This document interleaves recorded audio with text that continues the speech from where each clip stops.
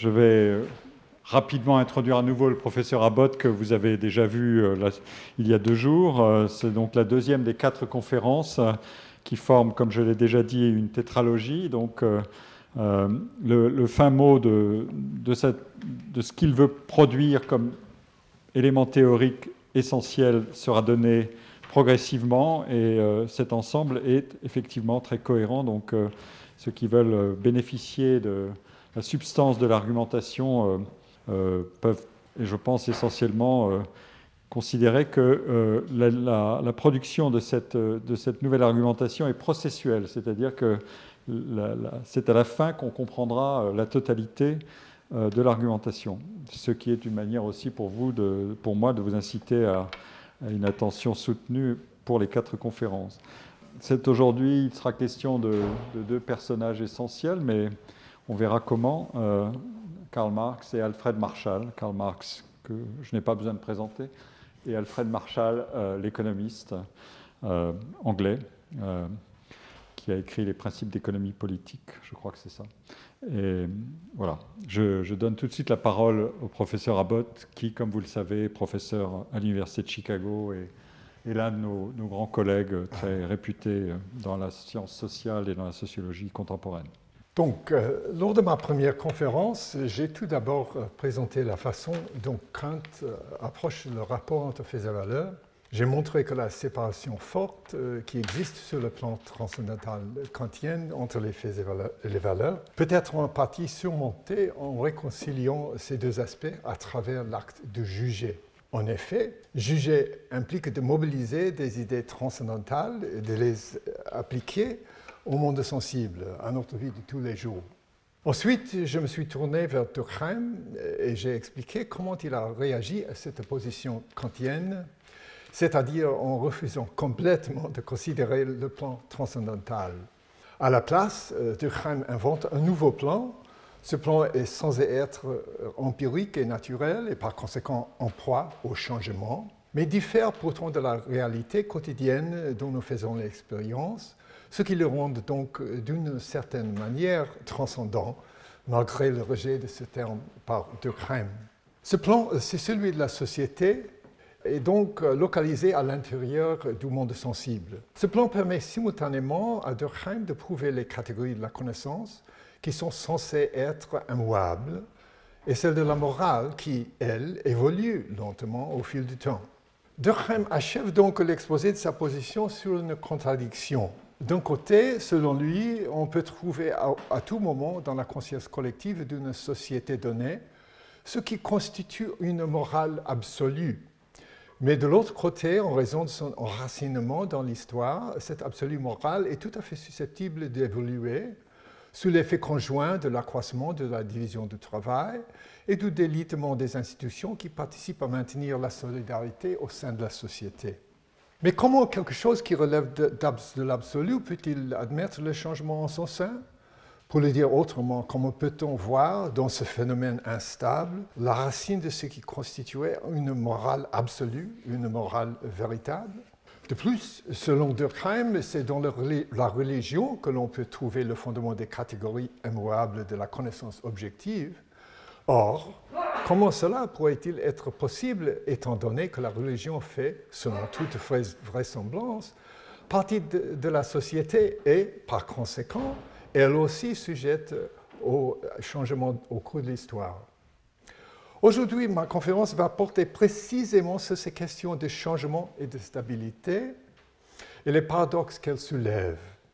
En effet, ces paradoxes émergent systématiquement lorsque l'on adopte une approche historiciste, que celle-ci porte sur le problème des faits et des valeurs, que sur la politique ou encore sur l'économie.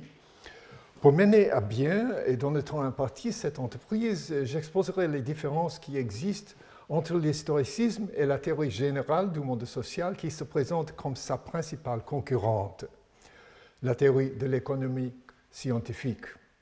Après avoir étudié ces 2 approches successivement, je proposerai une approche alternative qui, pour corriger leur défaut rédhibitoire, emprunte à ces 2 approches tout en acceptant de sacrifier certains de leurs apports majeurs.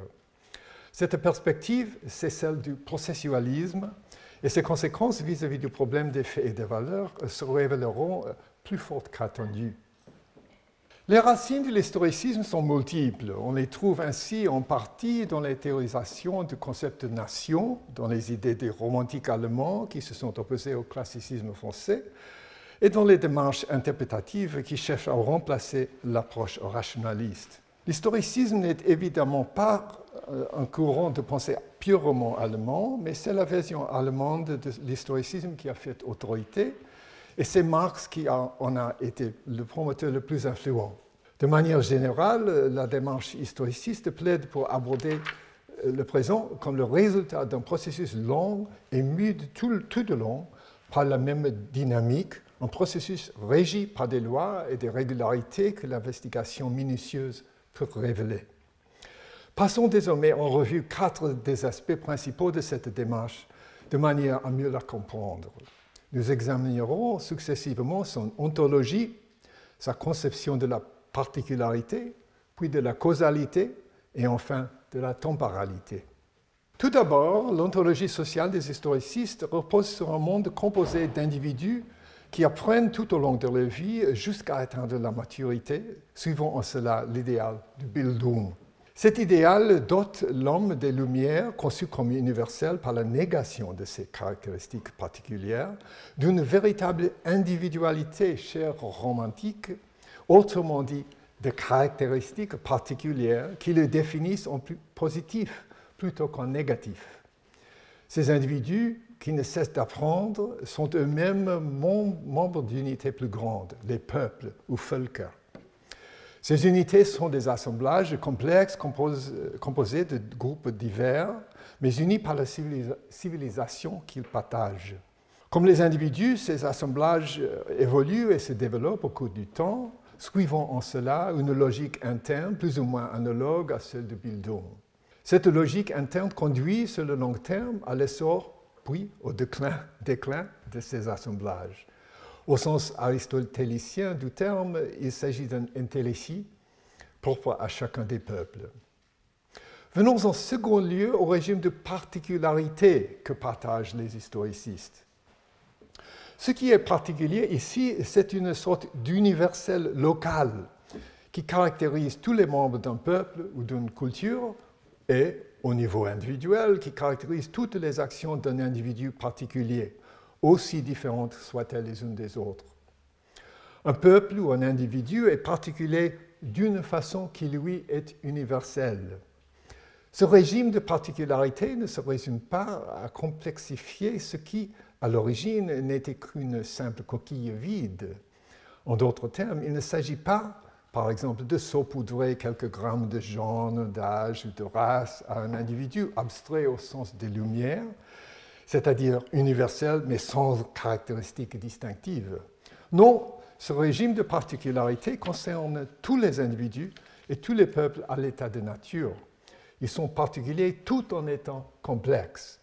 On peut les simplifier dans le cours de l'analyse, mais il ne s'agit alors pas de soustraire des variables, ce qui reviendrait simplement à inverser la démarche statistique qui consiste implicitement à additionner les particularités. En troisième lieu, les historicistes considèrent la causalité de manière téléologique. Pour eux, les individus et les groupes sociaux sont mus par une dynamique qui leur est propre. Ils actualisent ainsi ce qui leur était, d'une certaine manière, intrinsèque. Dans quelle mesure cette intelligence est-elle présente dès l'origine?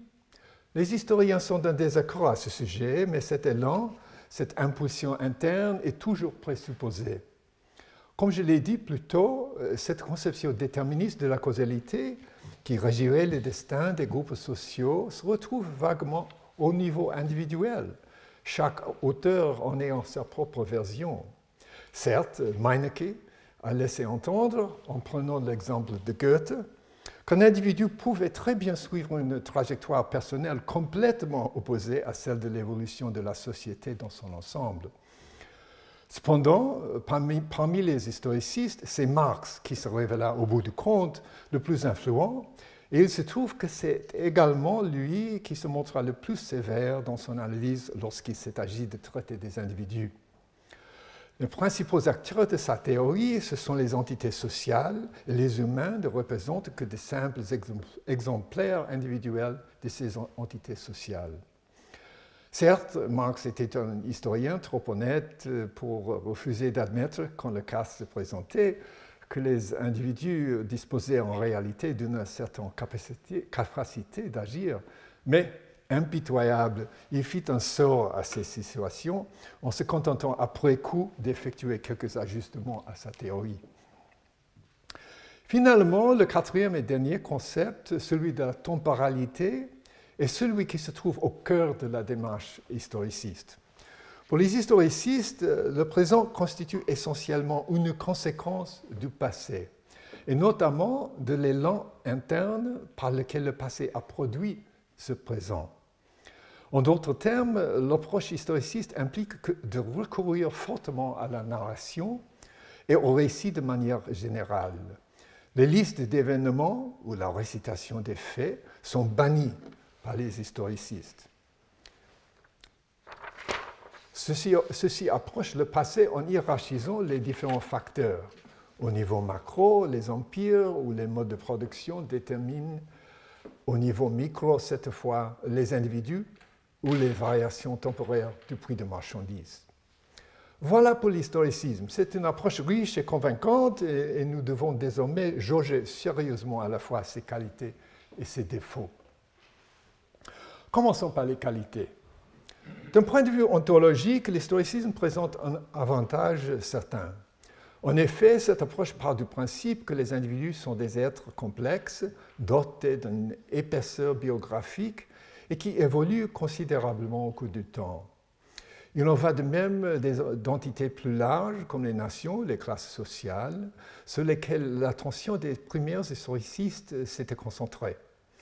Il en va ainsi également de nombreuses autres entités, telles que les différentes générations, catégories ethniques, groupes religieux, etc., que les historicistes ont étudiées plus récemment et ont d'ailleurs même souvent contribué à faire exister. L'historicisme s'intéresse au monde réel et pour cela conserve comme catégorie d'analyse les unités réelles qui composent ce monde. Autre force de l'approche historiciste, sa conception de la particularité. En effet, les historicistes ne réduisent pas les qualités particulières à de simples attributs qui l'ont saupoudré sur des individus ou des entités autrement privées de caractéristiques propres. Non, les historicistes prennent ces qualités particulières au sérieux, c'est-à-dire qu'ils conservent dans l'analyse la complexité de leurs acteurs. Considérer ces acteurs comme particuliers tout en étant complexes, comme le fait l'historicisme, semble davantage correspondre à la réalité empirique qu'une approche additive de ces particularités qui est, par exemple, privilégiée par les économistes. Enfin, c'est évidemment en prenant également au sérieux la question du temps que l'historicisme a révélé la force de son approche. En effet, les historicistes ont apporté un éclairage convaincant sur un vaste éventail de comportements humains et ont théorisé de manière nuancée la façon dont divers facteurs ont pu influencer le cours de l'histoire. Malgré tout cela, la démarche historiciste soulève de sérieux problèmes. D'abord, elle cherche très souvent à proposer un récit ininterrompu et cohérent. Cet objectif répond généralement à des intérêts politiques immédiats.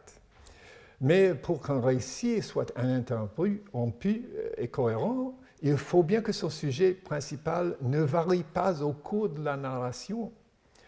Si l'historicisme s'intéresse aux particularités, il néglige donc inévitablement toutes les particularités d'individus et de groupes dont la prise en compte viendrait menacer le caractère linéaire et unifié d'un tel récit. Ainsi, le récit proposé par les historicistes porte exclusivement sur les péripéties d'un type de particularité spécifique en approchant de manière unidimensionnelle la nation, les femmes, les médecins, les célibataires, et j'en passe. Autrement dit, la façon dont l'historicisme approche la question de la particularité est intrinsèquement limitée. Cette approche a ainsi tendance à choisir une différence parmi toutes les différences possibles et à en faire le fil conducteur de son récit. Venons-en maintenant à la question de la causalité. L'historicisme pêche en effet grandement dans son traitement des liens entre structures sociales et capacité d'agir des individus. Certes, il serait faux de dire que pour tous les historicistes, les individus sont étroitement déterminés par des forces sociales de grande ampleur. Nous venons d'en voir un exemple dans la description que fait Meinecke de Goethe. Plus généralement, dans l'idéal de Bildung, la société et l'individu se développent en interdépendance, mais sans que l'une détermine l'autre. Mais, dans sa version marxiste, l'historicisme fait des individus des êtres très contraints. La tendance globale de l'historicisme est ainsi de privilégier les forces sociales de grande ampleur et les grandes dynamiques sociales, ce qui conduit inévitablement à considérer l'individu comme un agent contraint plutôt que libre. Passons enfin à la question de la temporalité. Ici, ce qui pose le plus problème aux historicistes, c'est que le passé est révolu.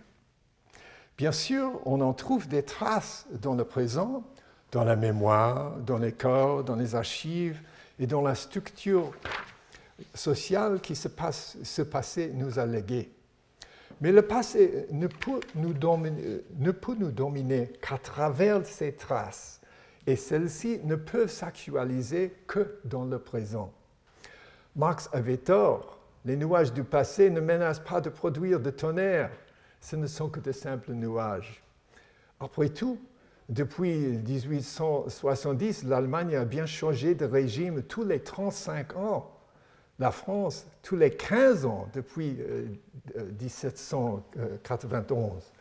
La plupart des grandes forces historiques semblent ainsi se dissiper assez rapidement.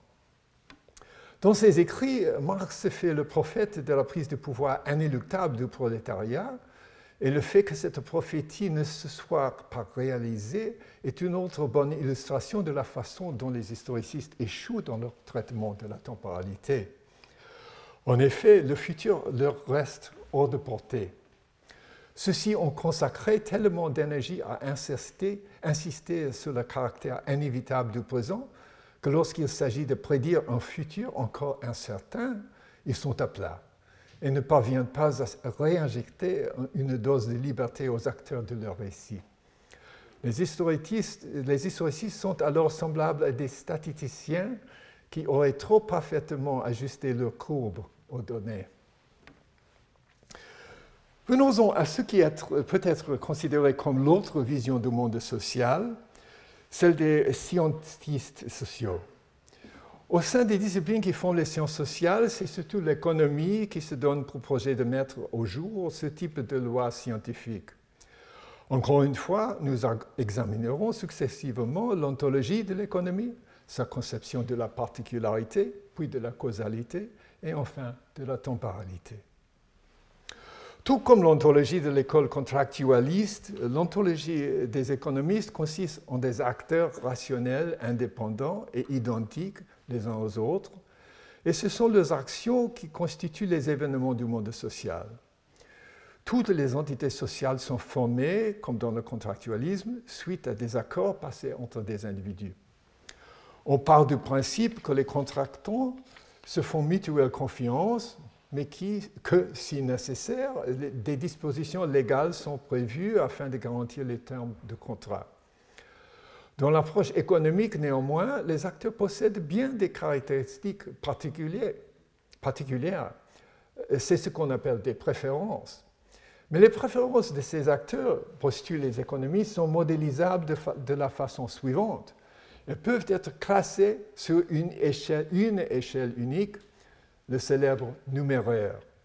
Surtout, l'économie comme système théorique considère ces préférences comme des éléments tout à fait exogènes et ne prête pas la moindre attention à la façon dont les différents types de particularités peuvent s'imbriquer, que ce soit dans les rapports entre individus ou chez un même individu.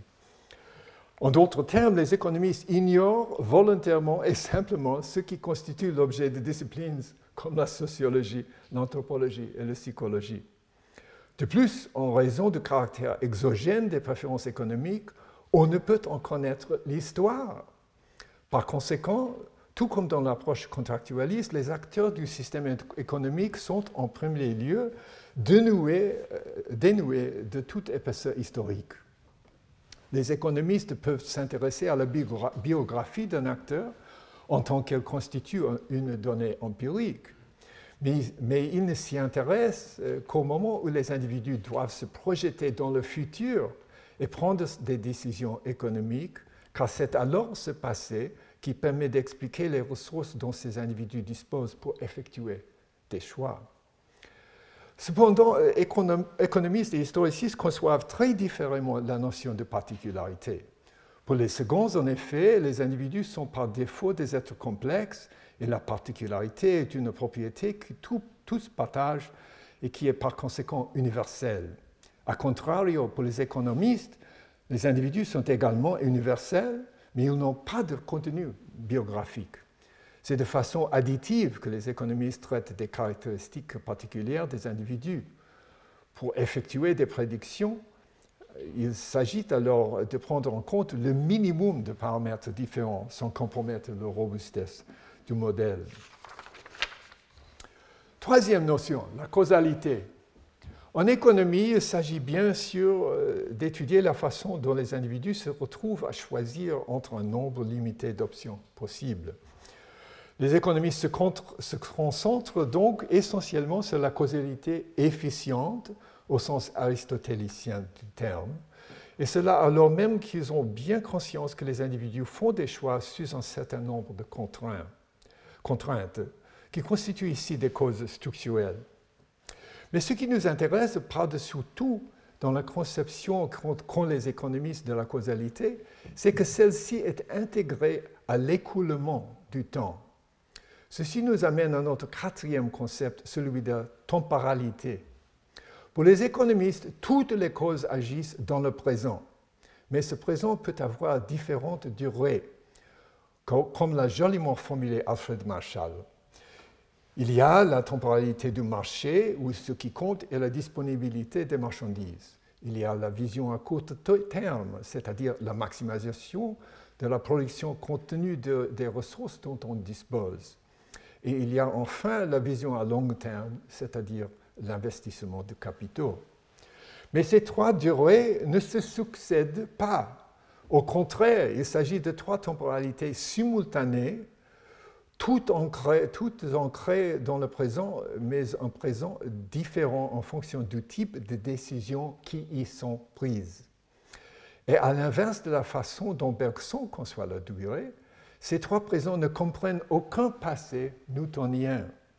Les économistes ne s'intéressent au passé que dans la mesure où il permet de mieux comprendre les ressources que les acteurs investissent pour faire des choix dans le présent.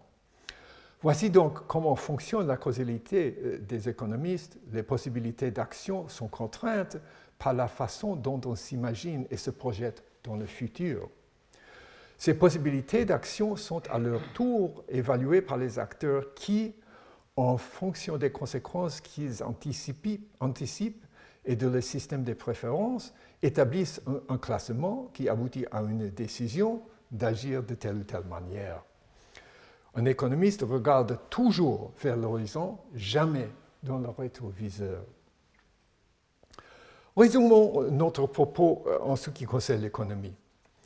Cette discipline emprunte à la tradition contractualiste son ontologie largement atomiste, composée d'acteurs plus ou moins identiques les uns aux autres et considérés de façon universelle, que seules les particularités des contrats viennent distinguer. Ces acteurs sont bien dotés de particularités, mais celles-ci ne sont significatives qu'en tant qu'elles contribuent de manière variable à la construction d'une échelle unidimensionnelle où sont classées les préférences des individus. Autrement, la façon dont ces particularités se lient entre les unes aux autres ou interagissent, ainsi que leurs caractéristiques distinctives éventuelles, sont ignorées par les économistes. La causalité est largement réduite à sa dimension efficiente, bien que sa dimension structurelle soit reconnue à défaut d'être théorisée de manière explicite. La causalité se résume ici strictement à des décisions prises par des individus et des quasi-individus. Enfin, dans la conception qu'ont les économistes de la temporalité, le passé est hors sujet, excepté lorsqu'elle permet de comprendre comment les individus ont acquis des ressources leur permettant d'agir dans le présent. Rien d'autre n'importe que le futur. Les atouts de cette approche sont bel et bien nombreux, et ceux-ci ont fait l'objet d'éloges à n'en plus finir. C'est pourquoi je me concentrerai ici sur quelques-unes de ces faiblesses, et notamment celles qui me paraissent les plus dangereuses. D'un point de vue ontologique, tout d'abord, le monde réel est peuplé d'êtres qui ne sont pas des individus atomisés et qui ne se comportent pas comme tels.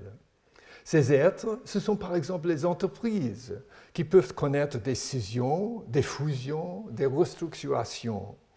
Elles peuvent se transformer en nouveaux acteurs dotés de nouvelles préférences et de nouvelles ressources qui font face à de nouvelles contraintes, bien que tous ces éléments soient en partie hérités. Parmi ces êtres qui ne sont pas des individus, il y a aussi les ethnies, qui sont des groupements peu clairement délimités, mais dont nous faisons pourtant régulièrement le sujet de verbes d'action, comme si elles pouvaient entreprendre quoi que ce soit. Il en va de même pour les classes sociales. En outre, les individus aussi évoluent et changent considérablement au cours du temps, si bien qu'on peut leur étendre l'analyse que nous venons de présenter à propos des entreprises. En somme, l'économie est une discipline qui ignore que ces acteurs sont en perpétuelle reconfiguration. Autre faiblesse de l'approche économique, son traitement de la particularité. Nous l'avons vu, l'économie fait fi de la complexité ontologique de ses acteurs. Par conséquent, elle se trompe lorsqu'elle attribue les effets de certaines particularités mal délimitées, telles l'appartenance à une catégorie ethnique, à d'autres formes de particularité beaucoup plus facilement appréhendables, comme l'âge ou le sexe. De plus, les économistes se concentrent tellement sur le caractère instantané des choix faits par les individus dans le présent qu'ils en viennent à négliger le fait que les individus deviennent de plus en plus complexes au cours de leur vie. Certes, les économistes ont pu parfois tenir compte de l'historique des habitudes de consommation d'un individu ou de son bien-être, qu'on pense par exemple à la théorie de revenu permanent. Mais en leur fort intérieur, les économistes sont mal à l'aise avec l'idée de prendre en compte les ruptures biographiques des individus et le sont encore plus lorsqu'il s'agit de prendre en compte les discontinuités que connaissent les entreprises au cours de leur existence, discontinuités encore plus marquées que dans le cas des individus. Troisième faiblesse de l'approche économique, son traitement de la causalité. Le penchant qu'ont les économistes pour les causes efficientes les conduit à sous-estimer le poids des déterminismes structurels, par exemple dans les travaux sur la mobilité sociale. De la même façon, les économistes ont perdu de vue que les gens agissent pour des raisons très nombreuses et très différentes. Le remarquable manuel d'Alfred Marshall regorgeait d'exemples de telles raisons avant que des économistes réductionnistes comme Milton Friedman ne fassent le ménage. Encore pire, en ayant fait des préférences des individus des caractéristiques exogènes à leur théorie, les économistes ont en grande part concédé aux autres disciplines la mission de réellement expliquer le monde social. Enfin, en matière de temporalité, l'économie est seule parmi les sciences sociales à percevoir dans le présent l'importance que revêt l'avenir. Et en se focalisant ainsi sur le futur, elle a connu de formidables réussites. Mais la négligence qu'elle manifeste vis-à-vis du passé est dangereuse. L'importance du passé ne se réduit pas au fait qu'il détermine les ressources, les attentes et les préférences avec lesquelles les individus doivent composer lorsqu'il s'agit de faire des choix. Tout cela, les économistes qui s'intéressent aux contraintes qui pèsent sur les individus et aux ressources qui sont à leur disposition, le prennent certes parfois en compte. Mais dans le présent, les acteurs économiques sont en réalité constamment en train de réécrire le passé. Ce faisant, Ils créent dans le présent de nouvelles versions d'eux-mêmes, de nouvelles préférences, de nouveaux projets et même de nouveaux cadres d'action, c'est-à-dire de nouveaux marchés. Faire abstraction de cette réécriture constante est un sérieux obstacle à la compréhension du fonctionnement du monde social. Autre faiblesse de la dimension temporelle de l'approche économique, le postulat selon lequel les codes produisent des effets dans la structure sociale en suivant toutes le même tempo. Par exemple, c'est brusquement et pour toutes les parties impliquées dans l'échange qu'un marché est censé arriver à l'équilibre. A contrario, Alfred Marshall était bien conscient du fait que lorsqu'un homme d'affaires investit dans le marché, il se projette à la fois sur le court terme et sur le long terme. Marshall écrit ainsi: « Toutes ces influences mutuelles prennent du temps pour achever leur action et, en règle générale, il n'est pas deux influences qui aillent d'un pas égal. » Marshall a insisté sur le fait que la structure sociale elle-même possédait une certaine topologie. Par conséquent, les causes dont nous parlons et qui agissent à échéance variable agissent à travers la médiation de toute une série d'autres causes et d'autres effets, ce qui crée une certaine distance entre un événement donné et la conséquence qui finit par avoir par tel ou tel homme d'affaires dans un lieu lointain. Aujourd'hui encore, sur un marché, l'offre et la demande arrivent à l'équilibre dans un ordre donné, à la nanoseconde près, car un système informatique doit nécessairement alterner lecture et réécriture. Maintenant que nous avons longuement passé en revue chacune de ces deux approches, les défis et les objectifs d'une théorie générale du monde social sont clairs. Nous devons réussir à conserver les atouts de l'historicisme et de l'économie, tout en évitant autant que possible de reproduire les faiblesses. En voici les objectifs. Premier objectif, il nous faut conserver la riche ontologie dont l'historicisme a pu se valoir, une ontologie qui fournit les moyens de saisir les transformations que ces acteurs subissent au cours de leur existence. Second objectif, il nous faut considérer la question de la particularité dans toute son étendue. Nous devons prendre en compte la complexité des acteurs particuliers qui peuplent un tel monde. Il nous faut également prendre conscience du paradoxe suivant. L'expérience de la particularité est universelle. Troisième objectif, il nous faut prendre au sérieux la question de la causalité et l'économie ici nous montre la voie. Cet objectif implique de tenir compte à la fois des causes efficientes et des causes structurelles et de reconnaître dans chaque cas la portée et les limites de leur pouvoir explicatif. Quatrième et dernier objectif, le traitement de la temporalité.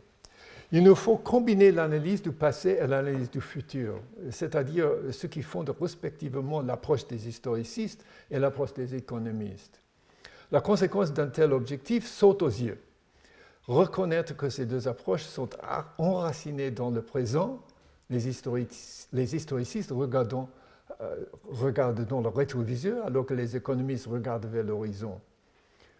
Cependant, dans cette entreprise visant à conceptualiser le présent à nouveau frais, il ne faut pas oublier les objectifs que nous nous sommes fixés. Premièrement, nous devons nous rappeler que l'ontologie que nous voulons doit pouvoir s'adapter au cours du temps en se réécrivant elle-même. Deuxièmement, il nous faut nous souvenir que les effets engendrés par une cause donnée ne se produisent pas de façon simultanée en tout point du monde social. Au contraire, comme l'a suggéré Marshall, ces effets se propagent graduellement et en temps réel d'un bout à l'autre de l'espace social. À tout moment, ce mouvement de propagation, ce flux de causalité subit l'influence des structures sociales préexistantes qui l'orientent et lui ouvrent la voie ou au contraire imposent des contraintes à sa progression. C'est pour cette raison, et je pèse mes mots, que le présent n'est jamais instantané, comme l'avait perçu Marshall dans sa distinction entre le court terme et le long terme. En même temps, il nous faut nous rappeler que notre conception du présent doit nécessairement reproduire l'apparente régularité du passé. tout comme elle doit reproduire l'apparente ouverture du futur. Voilà donc notre mission. Permettez-moi à présent de dessiner les contours de ce à quoi ressemblerait une telle approche, que j'appellerai dorénavant processualisme. Commençons par le problème de la temporalité.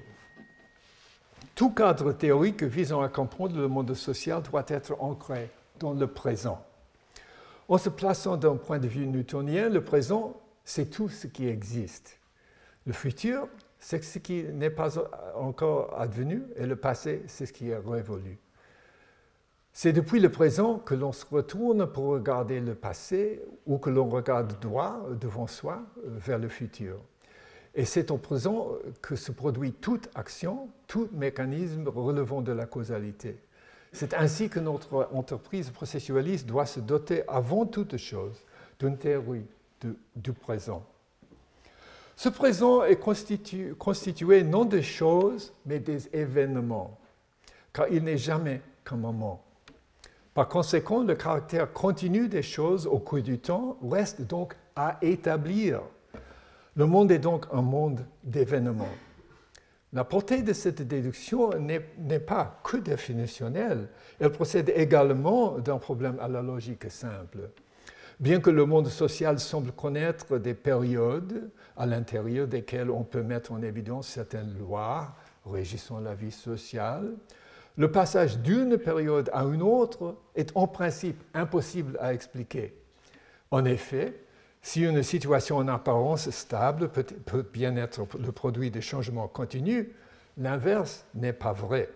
On ne peut pas expliquer un changement d'ampleur comme étant le produit occasionnel d'une situation qui se caractérise par sa stabilité. C'est pourquoi il ne peut pas y avoir de véritables périodes telles que nous les avons définies. Par conséquent, l'état naturel du monde social est d'être constamment en proie au changement. Le caractère continu des choses dans le monde social n'est donc pas un fait de départ, mais bien une prouesse, le produit d'un certain lignage d'événements. Notons également qu'étant donné que le monde social est composé d'événements, on ne peut pas tant le qualifier de monde social que de processus social. Enfin, notons aussi que les humains perçoivent le temps depuis le point de vue ancré dans le présent, c'est-à-dire qu'ils font l'expérience du temps qui passe. Le temps universel est ordonné sur un axe, comme on le trouve dans la physique de Newton, n'est qu'une abstraction que nous avons créée. Dans notre effort de théorisation du monde social, nous devons toujours partir de l'expérience que nous faisons au présent du passage du temps. Ce fait, l'historicisme et l'économie en ont toutes deux presque toujours tenu compte. Par conséquent, ne passons pas par quatre chemins. En matière de temporalité, seul le présent existe. C'est pourquoi il nous faut toujours partir du présent lorsque l'on cherche à expliquer le passé ou à anticiper le futur. Le monde social est composé d'événements. C'est pourquoi, à proprement parler, il s'agit d'un processus social et non pas d'un monde social. Dans ce processus, la stabilité ne peut jamais être simplement postulée. Il faut au contraire toujours se donner les moyens de l'expliquer, et ces moyens se trouvent toujours à l'intérieur du processus social. Par conséquent, notre théorie processualiste doit prendre appui sur la temporalité telle que nous l'appréhendons, telle que nous en faisons l'expérience. C'est-à-dire en gardant à l'esprit que le temps, pour les humains, ce n'est pas quelque chose d'abstrait et d'ordonné, mais c'est le temps qui passe, tel que nous le ressentons. Comment doit-on alors se représenter le passé et le futur? Non pas comme des périodes de longue durée organisées autour d'un présent particulier, c'est-à-dire aujourd'hui, encore moins comme des récits épiques trouvant leur origine ou leur fin dans un présent plus ou moins glorieux. Non, il faut plutôt s'imaginer que le passé et le futur représentent chacun une succession de moments présents. Si l'on réexamine les traditions théoriques que nous venons d'évoquer, on se rend compte que le fondement ontologique des théories du contrat social est désormais obsolète. Et il en va de même de l'historicisme. Individus et groupes sociaux ne vont désormais plus de soi. Alors que nous les concevions traditionnellement comme des entités continues, ininterrompues, nous devons désormais les considérer à nouveau frais, comme des lignages. Le lignage, c'est l'idée que certaines séquences d'événements s'alignent de façon plus ou moins perceptible, si bien que nous y voyons volontiers des individus ou des groupes sociaux. En résumé, passé à notre moulinette, la perspective historiciste en ressort changée. Ce n'est plus un postulat qui structure notre vision du monde social et de sa nature, mais c'est désormais, d'un point de vue empirique, une gigantesque énigme à résoudre. Ce champ de recherche qui s'ouvre à nous est immense. Permettez-moi maintenant d'aborder plus précisément le sujet des événements. Dire que le processus social est composé d'événements, cela paraît simple, mais qu'est-ce que cela signifie au juste? Un événement, c'est quelque chose comme être soi aujourd'hui, ou ce séminaire est en train d'avoir lieu, ou encore le statu quo du contexte politique en Afrique subsaharienne. En d'autres termes, on peut parler d'événement pour une personne, pour une entité sociale, ou même pour ce qui semble être un non-événement, un statu quo qui se maintient. Mais tout ce que j'ai exposé précédemment signifie qu'il n'y a pas de raison que le fait d'être soi aujourd'hui soit plus étroitement relié à l'événement d'être soi demain qu'à l'événement demain, la personne assise sur la chaise que vous occupez aujourd'hui, maintenant, se disputera avec le conférencier. Autrement dit, lorsque l'on pense à ce qui définit un événement, il faut commencer par oublier tout ce que l'on croit savoir à propos de la continuité du monde social. Un événement tel que être soi aujourd'hui est constitué de tout un lot de perceptions, de contraintes, des éléments félicitateurs ou coercitifs. Toutes ces données trouvent leur origine dans le passé immédiat. Elles sont combinées par un ou plusieurs agents qui vont à leur tour émettre un lot différent de perceptions contraintes d'éléments facilitateurs ou coercitifs. Ce nouveau lot de données va contribuer à l'avènement d'un nouvel événement, peut-être sous l'influence du même agent qui précédemment, peut-être sous celle d'un autre agent, humain ou non.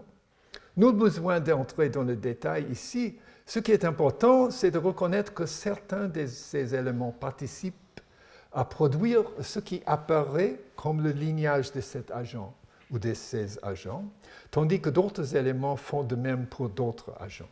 Par conséquent, un événement se définit peu ou prou par l'ensemble de conséquences qu'il engendre, et certaines de ces conséquences sont alors susceptibles de lui donner une apparence de continuité en s'inscrivant dans un lignage cohérent d'événements.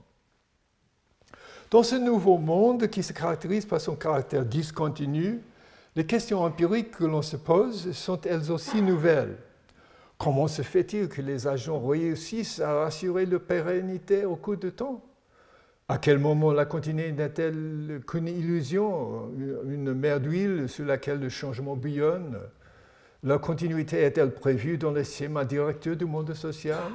Est-elle plutôt le produit de forces qui lui sont extérieures ou de contraintes faiblement imbriquées les unes dans les autres?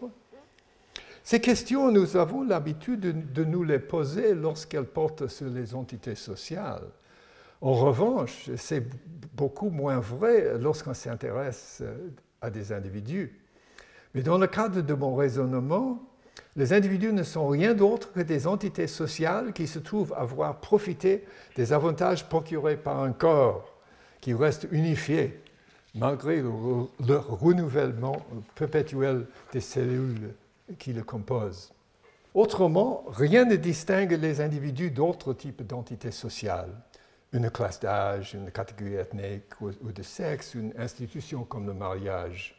Tout comme une entreprise, un individu peut très bien se subdiviser. On appelle simplement ça la compartimentalisation, plutôt que organisation interne par secteur d'activité.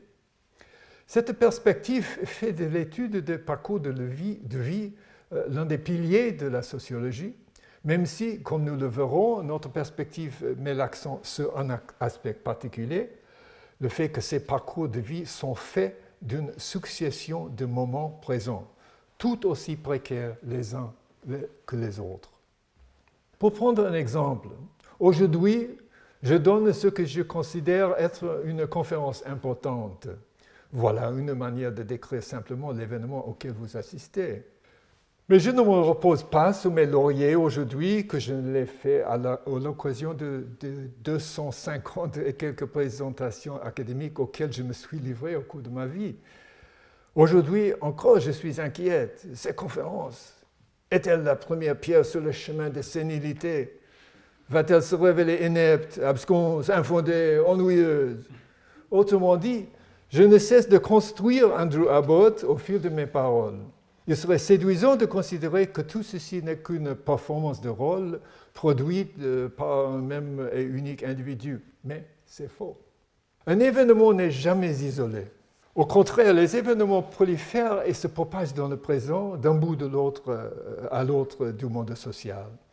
Bien que le processus social se déroule dans une temporalité, un espace newtonien, on ne peut cependant pas appréhender le présent de manière instantanée, dans son entièreté.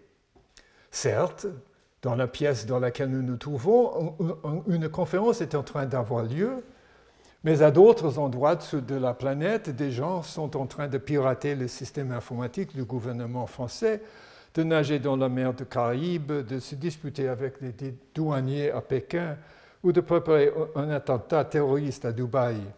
Quand les effets de ces activités nous atteindront, nous serons tous des personnes différentes que nous sommes à cet instant T où je vous parle.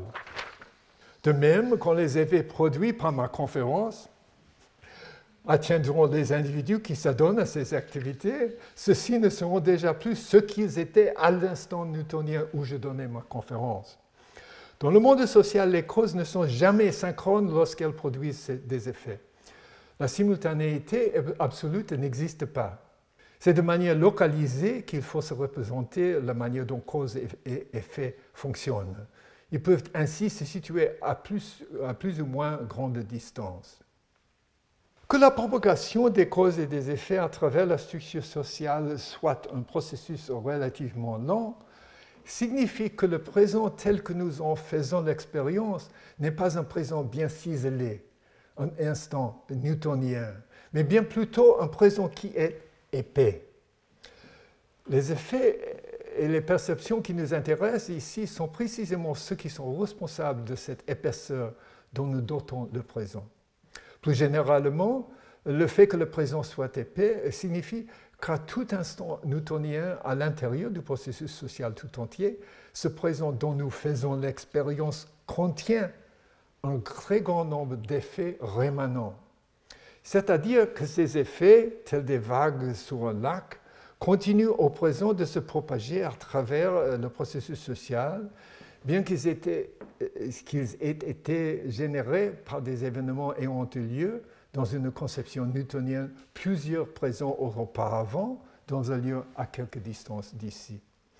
Du point de vue du fonctionnement du monde social, temps et espace peuvent donc être considérés comme une même et unique propriété, car si on se place sur le plan de la logique, l'un se transforme en l'autre et vice-versa.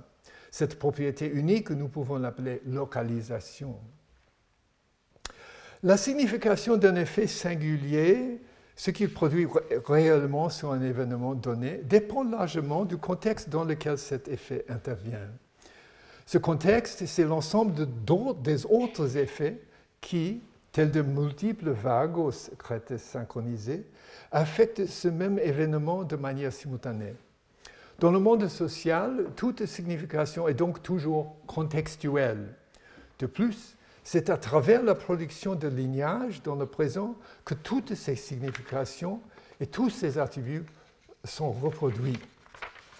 Par conséquent, à tout moment du présent, le danger est partout, c'est-à-dire que chaque lignage court potentiellement le risque de se voir interrompu. même la structure sociale la plus imposante et qui semble la plus solidement ancrée doit sans cesse être réinscrite à chaque fois qu'un présent devient passé et qu'un nouveau présent le remplace. En effet, les structures de ce type ne sont rien d'autre que l'état actuel des rapports entre plusieurs événements et entre plusieurs acteurs.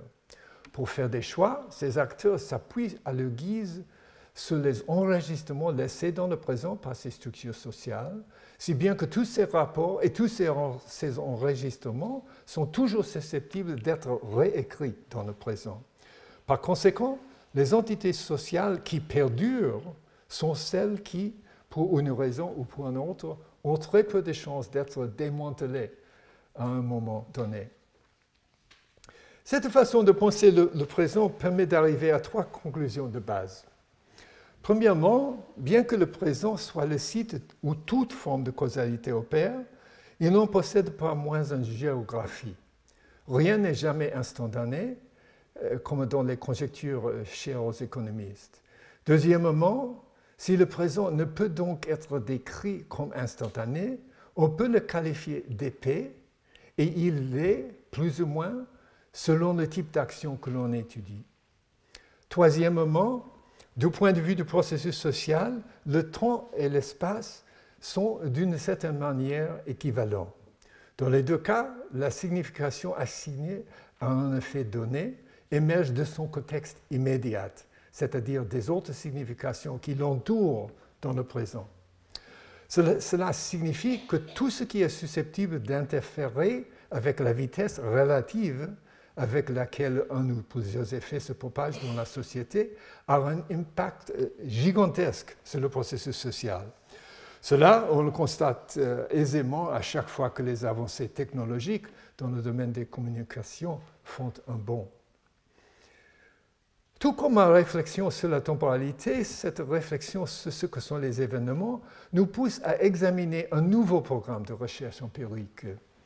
Nous devons nous concentrer sur les régions causales du présent et essayer de comprendre si ces régions sont délimitées et, le cas échéant, par quels moyens elles le sont. Nous devons également essayer de comprendre comment ce découpage en régions peut, dans le présent, être réorganisé et comment divers types d'effets réussissent à se propager à travers la structure du présent. Ce sont toutes ces questions qui forment le cœur de la réflexion écologique à propos de la causalité. Nous nous trouvons ici encore face à un nouveau programme de recherche.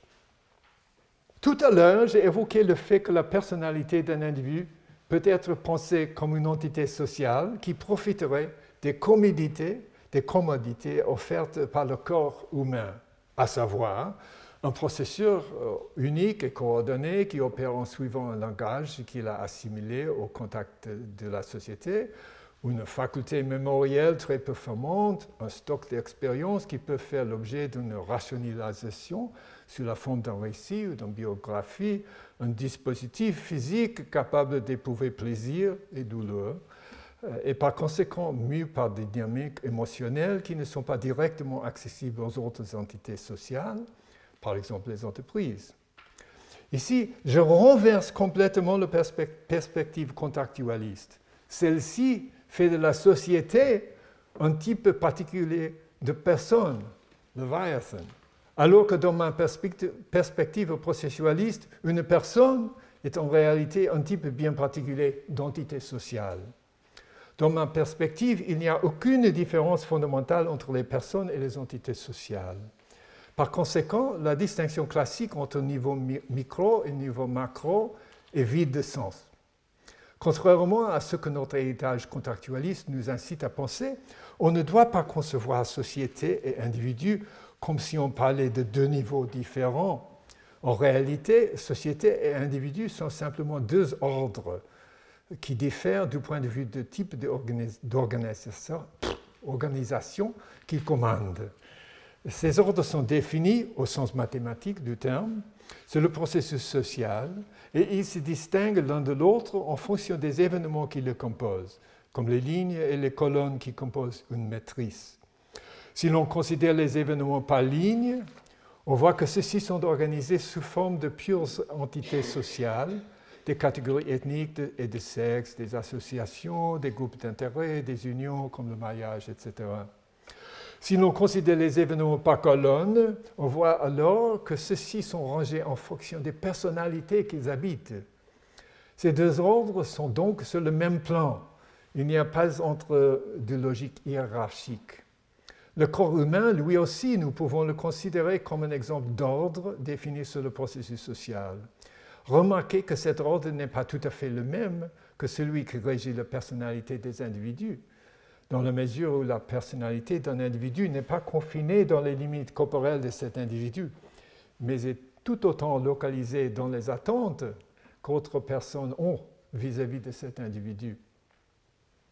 En suivant un raisonnement analogue, on peut caractériser la culture et plus généralement tout ce qui relève du symbolique comme un autre exemple d'ordre défini sur les événements qui constituent le processus social. Puisque l'existence tout entière d'un être humain est médiée par des symboles, on peut concevoir les corps, les personnes et les entités sociales comme la façon dont des symboles produisent d'autres symboles. De la même façon que l'on peut concevoir les symboles comme la façon dont des corps produisent d'autres corps, dont des personnalités se stabilisent, et ainsi de suite.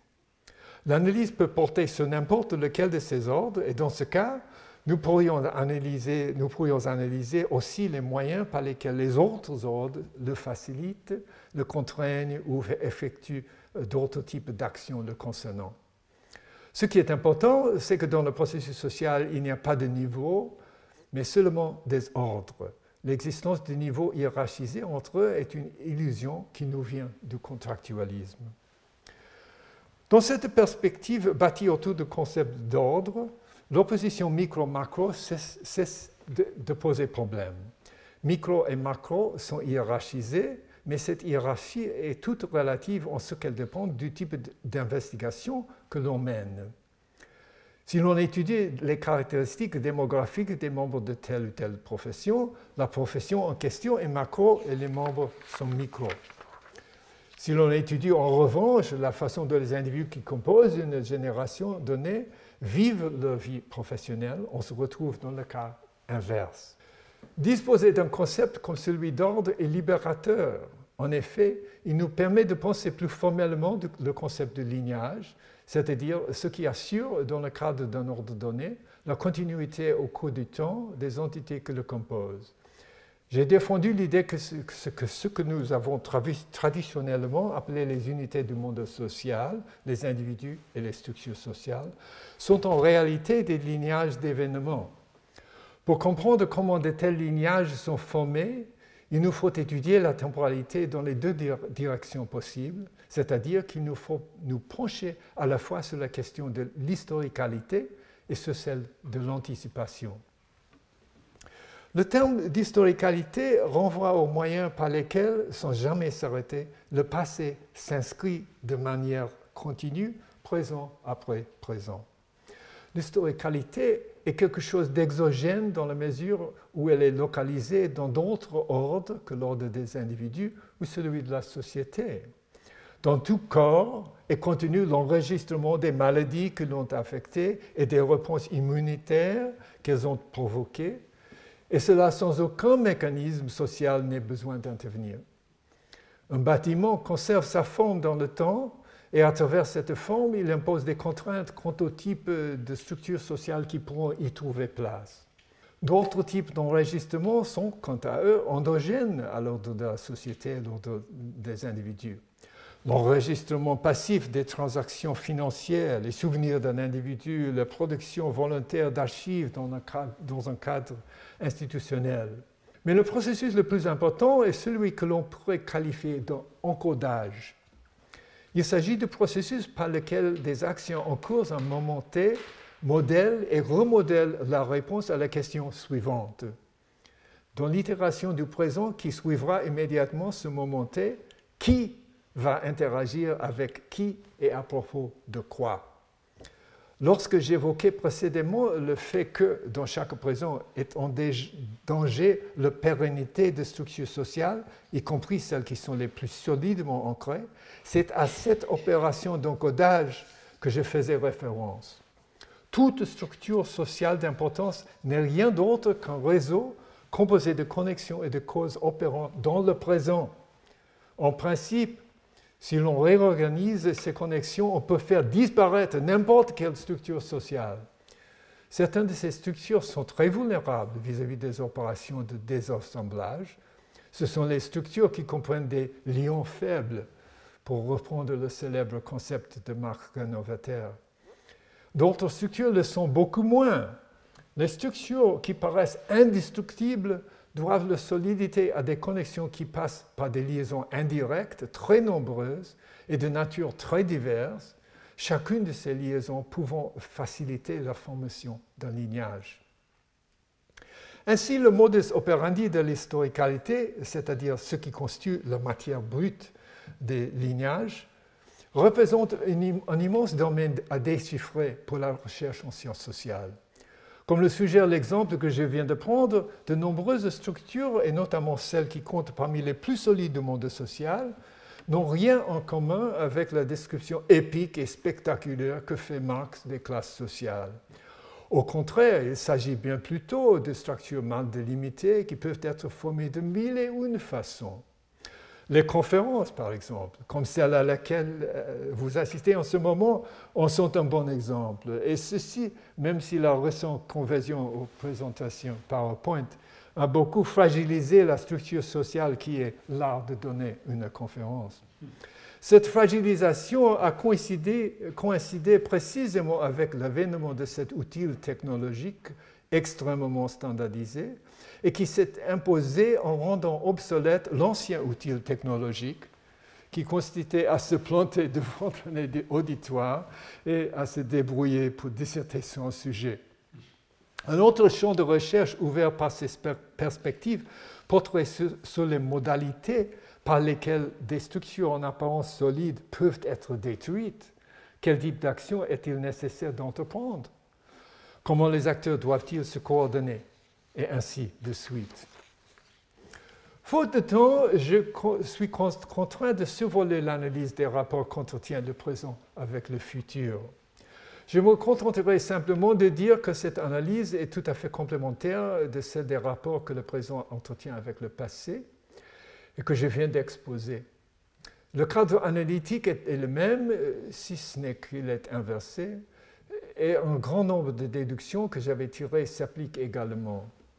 La différence majeure réside bien évidemment dans l'ouverture du futur vis-à-vis de nos actions, si bien que ce sont précisément nos actions qui le font advenir. Je veux dire par là que celles-ci vont prendre ce qui n'est à l'heure actuelle que rêve et peur, et les transformer en des réalités dans le présent à venir.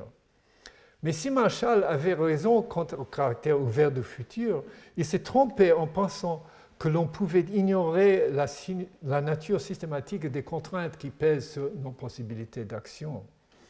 En même temps, si Marx avait raison de dire que dans l'histoire, les hommes n'ont pas agi à leur guise et au gré de leurs envies, il a néanmoins commis en bon historiciste une erreur, celle de surestimer le poids de tout ce que les générations antérieures nous ont légué.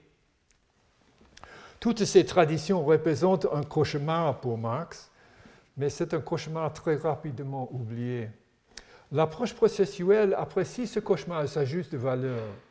Nous jouissons toujours d'une certaine liberté dans le présent, et le futur que nous dessinons peut, de manière surprenante, avoir un caractère inédit. Dans le processualisme, le problème du poids des structures versus capacité d'agir des individus n'existe pas. Un processualiste considère tout simplement que les actions émanent toujours d'un lieu particulier dans l'espace social. De plus, le processualisme met l'accent sur un fait évident si on se penche sur notre histoire. La rapidité étonnante avec laquelle la société, du moins la société moderne, se réécrit elle-même, ou une couche venant rapidement remplacer la précédente. L'approche processuelle met ainsi fortement l'accent sur l'action morale au présent. En effet, Approcher le monde social en processualiste nécessitera de repenser de fond en comble les théories de la justice. Car lorsqu'on réfléchit à la justice, les entités qui sont précisément en jeu, qu'il s'agisse d'individus ou d'entités sociales, sont en perpétuel mouvement. Lorsque le présent s'écoule, ce sont jusqu'aux valeurs elles-mêmes qui sont démantelées et recomposées. Voilà pourquoi l'approche processualiste pose un défi aux positions traditionnelles au sujet des faits et valeurs. Le statut de l'historicisme et de l'économie devrait désormais être clair. Chacune de ces approches représente un cas particulier d'application d'une théorie processuelle du présent. L'historicisme est une vision du processus social qui présuppose activement le caractère continu des entités sociales et qui cherche principalement à remonter aux origines de la structure sociale qui existe dans le présent. L'historicisme fait preuve d'une grande valeur heuristique lorsqu'il rend compte de cette structure. En faisant abstraction du futur, les historicistes sont en mesure de percevoir à quel point toutes les routes mènent au présent que nous connaissons, et même à quel point les possibilités qui s'offrent à nous sont façonnées par les contraintes qui pèsent sur nous dans le présent. Mais l'historicisme n'a rien à dire au sujet de l'avenir. L'économie, elle aussi, présuppose activement le caractère continu des entités sociales, mais elle considère les actions ayant lieu dans le présent comme des moyens de dessiner un futur particulier. En ne s'intéressant qu'aux contours des structures léguées par le passé, l'économie prédit avec une grande précision les actions qui sont sur le point d'avoir lieu, notamment car elle a été inculquée comme une idéologie et par conséquent se vérifie de façon performative. Mais elle ignore absolument les origines des préférences qui sont les causes centrales du futur. Elle ne s'occupe que des moyens par lesquels ces causes opèrent. Ainsi, l'historicisme et l'économie contemporaine sont en réalité des cas particuliers de l'approche processuelle. Maintenant que nous avons établi les fondements de cette approche, nous pourrons, dans la conférence de lundi prochain, commencer à l'appliquer à notre problème des faits et des valeurs. Nous commencerons alors par une étude de cas qui est en même temps une étude substantive. Nous appliquerons la perspective processualiste à deux textes qui saisissent de la façon la plus rigoureuse qui soit cette séparation entre faits et valeurs. Ces textes, ce sont les deux célèbres conférences de Max Weber, Le métier et la vocation de savant et Le métier et la vocation d'homme politique.